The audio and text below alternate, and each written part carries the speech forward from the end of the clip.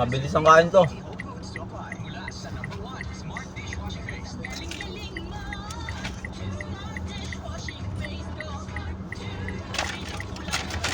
Kaibahan pag bumiyahe ka na ikaw lang mag-isa.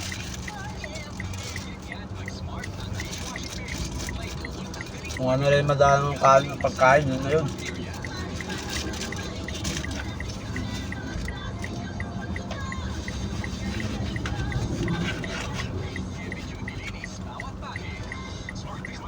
McDo guys, McDo.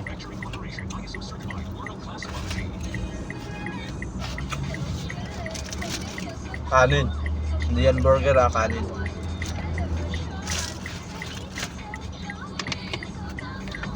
Init.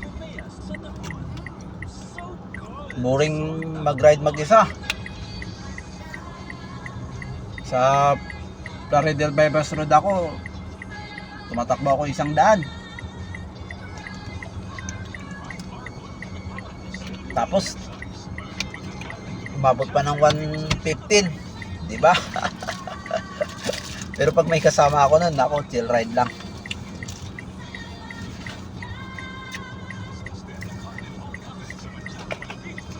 Papasok na tayo ng NLEX.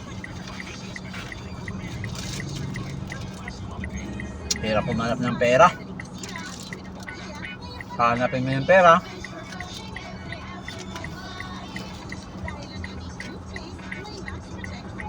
Ibabayad mo rin ang utang. Ay, buhay like a life. Pero blessed pa rin tayo kahit papano. Ang daming mga mabubuting tao nakapaligid sa atin. Kumbaga, willing silang tulungan tayo, di ba? Yung lang naman ang purpose eh. Dahil hindi lahat ng oras mangangailangan ka rin. Ang kagandahan lang doon,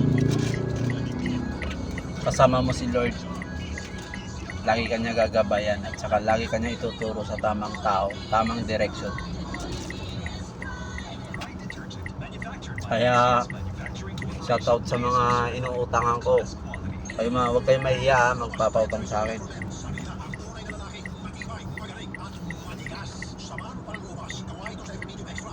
Ako nga, hindi ako nahiya mangutang kahit wala akong pangbayad eh. Ang init.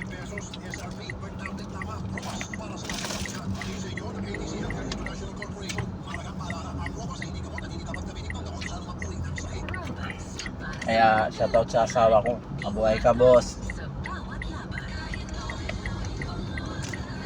Thank you for watching, guys.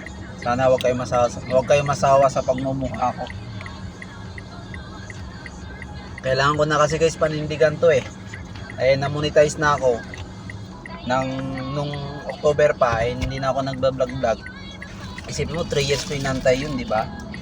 Mita, love you. Right, Chip?